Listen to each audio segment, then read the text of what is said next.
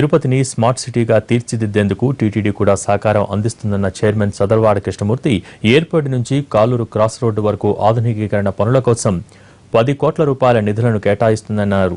తిరుమలలోని అన్నమయ్య భవన్లో సమావేశమైన టీటీడీ పాలక మండలి పలు నిర్ణయాలను తీసుకుంది. అదనపు పోర్టులో పనిచేసే 176 మంది కాంట్రాక్టు కార్మికులకు మరో ఏడాది పొడిగిస్తున్నట్టు తెలిపారు. టీటీడీ రవాణా విభాగంలో పనిచేసే 156 మంది డ్రైవర్ల జీతాన్ని 15,000 నుంచి 24,500కి పెంచుతున్నట్టు ప్రకటించారు. టీటీడీ అనుబంధ ఆలయాల్లో 447 మంది అర్చకులు, పరిచారకుల పోస్టుల భర్తీకి నిర్ణయం తీసుకున్నట్టు తెలిపారు. వీటితో పాటు వకుళామాత ఆలయ అభివృద్ధికి నిర్ణయం తీసుకున్నామని అన్నారు టీటీడీ చైర్మన్ సదలవాడ.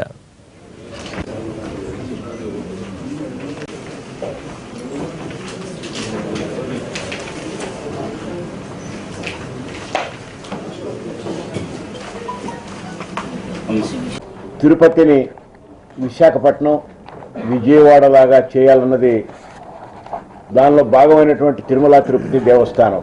మీ ద్వారా నేను ఒకే ఒక మాట చెప్తున్నాను. తిరుమల తిరుపతి దేవస్థానం ఈనాటి ట్రస్ట్ కాదు. ఇది తిరుమలలో తిరుపతి కానీ, తిరుపతిలో తిరుమల కానీ అంతర్భాగం.